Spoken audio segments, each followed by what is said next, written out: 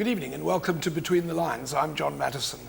My guest tonight is Colin Bundy. He's a distinguished professor of history. He's also been Vice-Chancellor of the University of the Witwatersrand. He's headed the School for Oriental and African Studies in London. And he's with us tonight to talk about his new book, which is on poverty in South Africa, past and present. Welcome. Thank you, John. Why did you do a book on the history of poverty in South Africa?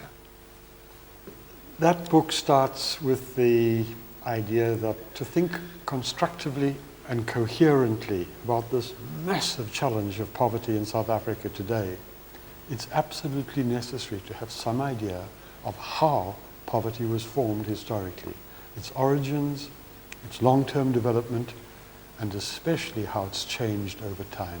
And that's what the little book tries to do. Well, it's interesting you say that, because one of the things that jumped out at me about the book was the fact that joblessness started to rise in the late apartheid era. Why was that? That's this massive joblessness that we're faced with today. In the 1970s and especially 1980s, the government and business began to backtrack from classic apartheid. They acknowledged that there was now a permanently urbanized African population which was requiring better education, more skills, and moving up the occupational rungs of the ladder. The mining industry was making an absolutely fundamental shift from reliance on permanently oscillating, unskilled migrant labor to more capital intensive. To more capital intensive and what they called career mining. So right across the board, South African industry in the 70s and 80s is becoming more capital intensive, spending more on machinery and automation, and that means shedding jobs. But that's in a way a Pyrrhic victory for those who fought for higher wages. You got higher wages, but you got less jobs. That was part of the political economy at the time. Yes, I'd agree with that. And but you argue very firmly there's a way out of it, and the way out is through correct policies. I hope so. Yes, indeed. There are many things about the book that struck me. One was that in the early era of the ANC government, they had a policy which is now criticized as being neoliberal, and it seems to me that brings together too many things. On the one hand, the apartheid government had big debt, and so the new government had to cut the debt. But they did other things as well, which seemed to be weren't necessary at the same time, like dropping tariffs, which damaged a lot of industries. I think that's right. Neoliberalism is one of those loose, baggy terms which can be stretched to fit almost anything. I think that the salient point is that the ANC, by 1993, had embraced a set of economic orthodoxies and a set of policy choices which were very much those being punted by the World Bank, by the IMF, and by big business. The so-called Washington Consensus. The Washington Consensus. And I think it's that orthodoxy. It's a commitment to the idea of globalization as unstoppable, as necessary, and as beneficial that the ANC bought into. And it also came at the same time that George Bush was in the White House and Tony Blair was in number 10 Downing Street. And there was a general international mood of saying communism is lost, it's now all about the market, and the pendulum swung too far. Absolutely. I think that by now that's broadly observed. And I think it's necessary to say that from 2001 onwards, the ANC rode back from the purer version of its own commitment to globalization, the gear policy of 1996. And after 2001, there is more government intervention, there's a newfound enthusiasm for something called the developmental state, and a jettisoning of large-scale sell-off of public assets.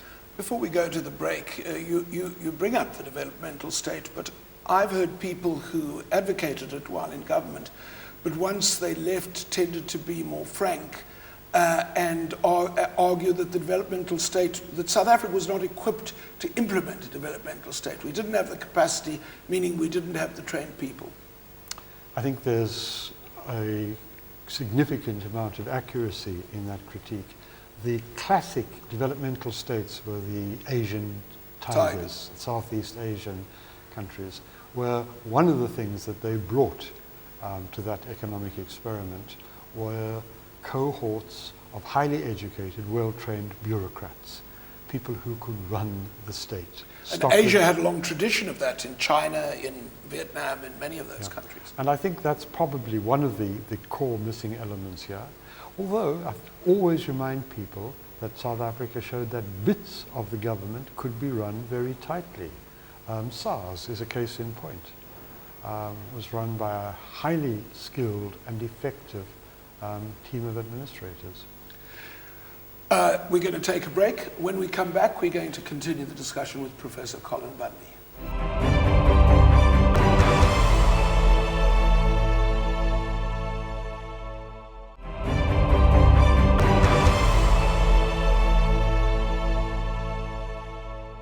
We're back with Professor Colin Bundy. We're talking about the economy and the history of poverty in South Africa. Thomas Piketty, the famous French economist who was here a little while ago, talked about the fact that, as we all know, South Africa is one of the most unequal countries in the world, possibly the most unequal. Isn't part of the solution to that the taxes in some areas in South Africa are too low, especially for the very rich?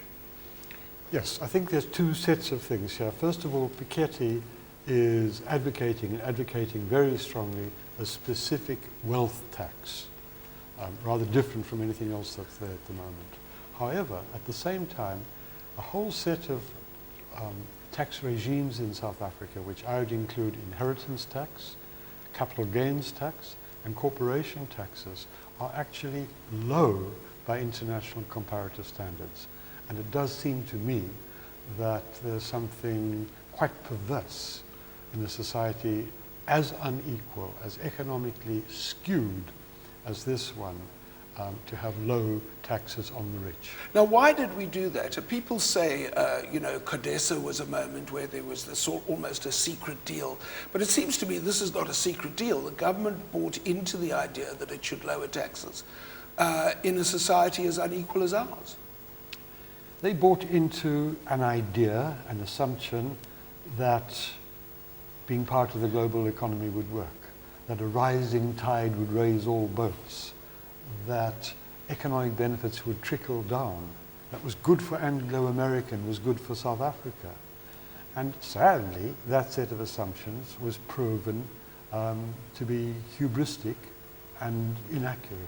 You say in your book, I thought it was a neat description, that affluence has been deracialized in South Africa in the last 20-odd years, but poverty is not. Poverty is still almost exclusively poor black people. Yeah, not all Africans are poor, but most of the poor are Africans, yes. So now let's try and talk about what the solutions might be, because I think you make it clear in your book that there are policy solutions. These are not things that are impossible to solve. And you really focused on three things, and I'd like just to spend a little time on that. The one was that if government spends funds on infrastructure, including public works projects and so on, that history tells us is a good thing. Yes. You're going to have to find money somehow to have a large-scale infrastructure program, infrastructure development program, and in the current moment that would have to be debt-financed. Fortunately, there is ample evidence that debt-financed infrastructure spending, public spending, increases productivity, enhances competition, and creates jobs. And now, the confusing thing is, if you listen to government spokesmen in South Africa, they often talk about our infrastructure program, which leaves one with the impression that it's very large. But then when you look at company reports, you find that the big infrastructure companies, like the construction companies, are doing very poorly. And they all argue, and economists I've listened to argue, that in fact the infrastructure is being talked about but not happening. I think that's correct. Also in 2007, 2009, 2010, successive government policy documents on the economy emphasize employment on infrastructure programs. Significantly, the NDP, the National Development Plan, now official government policy, has backtracked from that. It's very, very much more modest in its views of what public employment and infrastructure works can do.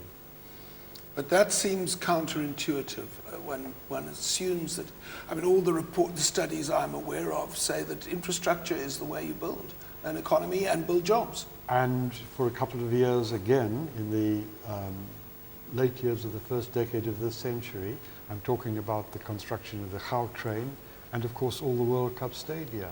There was a moment when infrastructure development drove employment, actually created jobs. But we're a long way away from that at the moment. But those appear to be one-offs. I mean, obviously the World Cup stadia were one-offs. But even the Gautrain, it seemed to happen not because of a national strategy. It was started in the Gauteng area, and national government came in to some extent reluctantly, but came in. There hasn't been a program of implementing this. Nor is there, I would argue, nor is there currently a vision of what kind of infrastructure could drive social transformation. The Gautrain didn't. The Gautrain got tourists and business people quickly from one part of Gauteng to another. Well, surely that's a good thing. It's a good thing for them. It does precious little for poor people for whom transport costs place an inordinate burden on their incomes because of apartheid social geography. The poorer people are, the further they tend to live from their jobs. Therefore, the more they spend on transport. Is there a solution to the problem of transportation for the poor? I think there are solutions, but they're going to require social imagination and political will, which currently are not very evident.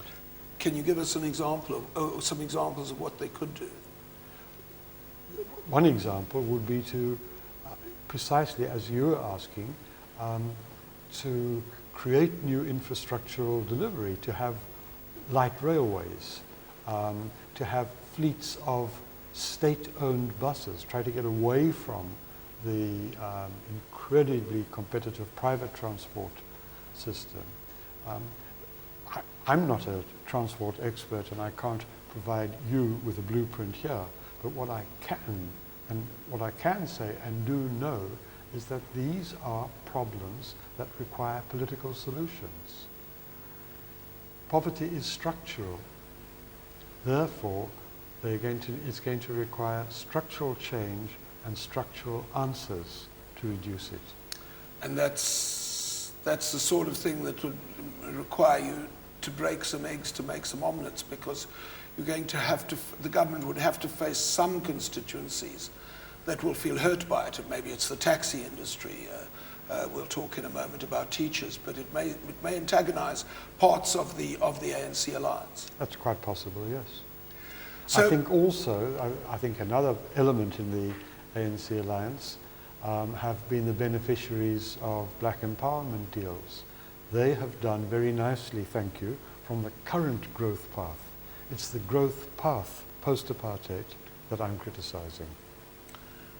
are there people in government who are facing up to this? And do they listen to academics like yourself and perhaps even more economists in the academy?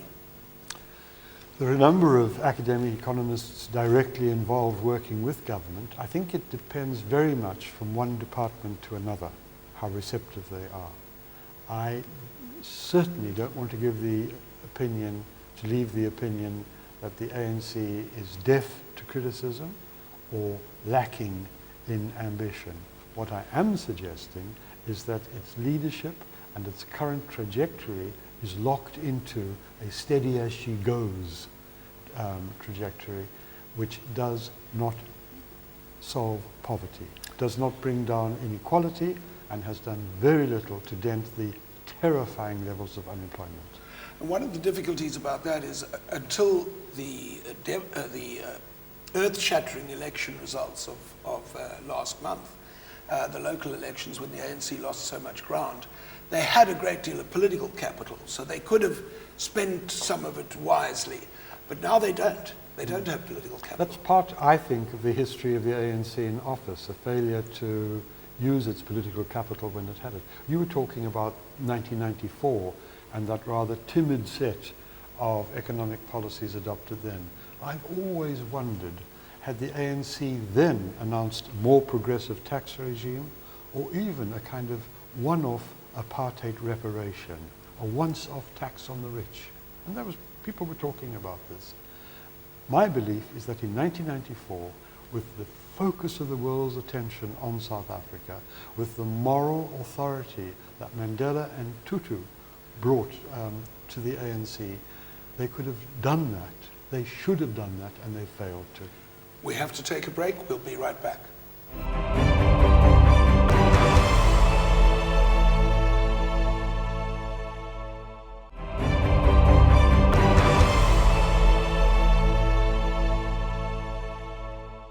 And we're back with Professor Colin Bundy, talking about poverty in South Africa and looking to some policy solutions now. Things weren't done then as they should have been. One of the issues, we have to look at the past, but as a way to try and work out what needs to be done, is around the issue of education, because that's intrinsic to what we were discussing a moment ago.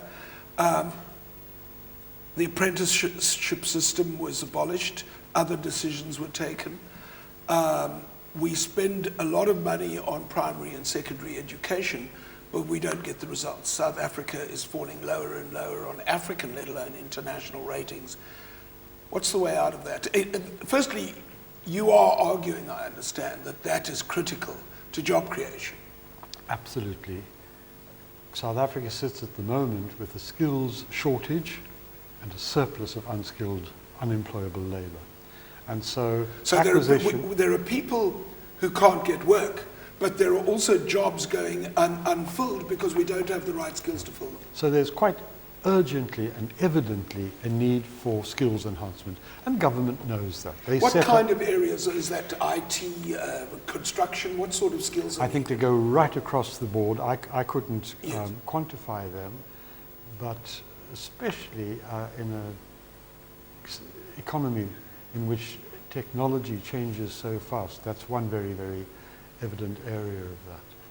We're talking about the relative failure of the skills enhancement machinery that the government created, the SETAs, the sectoral education which training replaced agencies. Some of the technical training that existed. They did.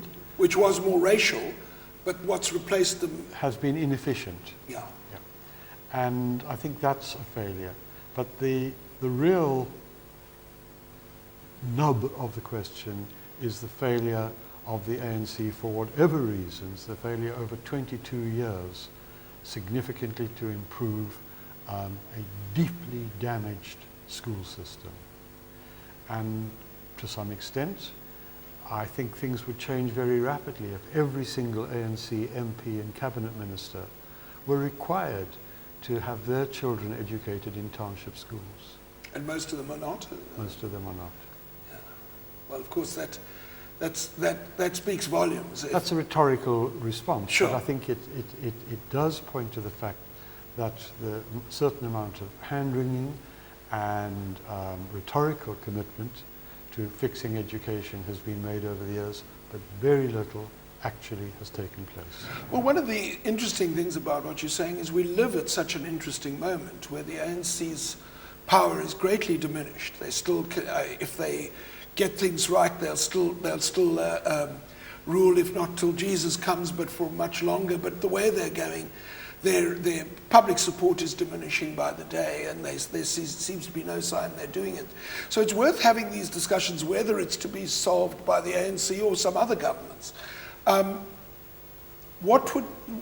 It does also mean taking on teachers' unions where teachers' unions are not allowing things that are in the interest of pupils, like inspections and so on.